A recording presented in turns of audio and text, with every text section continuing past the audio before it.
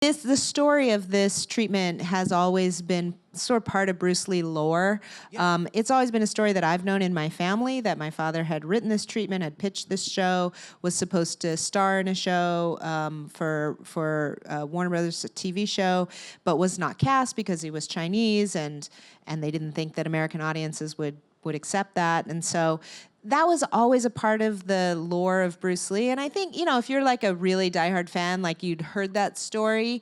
But in 2000, when I took over sort of looking after my father's legacy, my mom sent all the boxes of stuff down. And I was going through them and looking at all the writings, and I came across the treatment. And I was like, oh, here's the thing that I'd always heard about. I love that's. I mean, is that the exact thought that was in your head in that moment when you found this thing, these pieces of paper that were of legend, and here you are, you're holding them, and you're like, oh, no shit, look at that. Yeah, hey, check it out. This is it. Here they are. They're real. I got them. I'm holding them right now. How? Yeah. I mean, just to think back to that process, were there? I mean, if you can tease this or not, are there other gems yet to come that you unearthed while you were going through all that?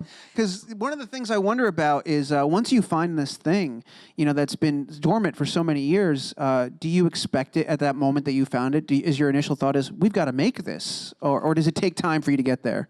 Oh, it definitely took time to get there. I mean, I think my initial thought was like, oh, okay, here it is.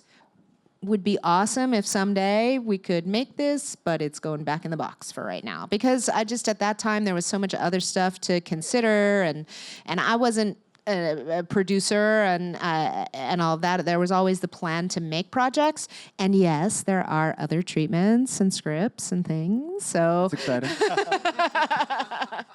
But no, I mean, I had not put any energy toward it. Literally, it kind of went back into the box, and it stayed there for a good 15 more years.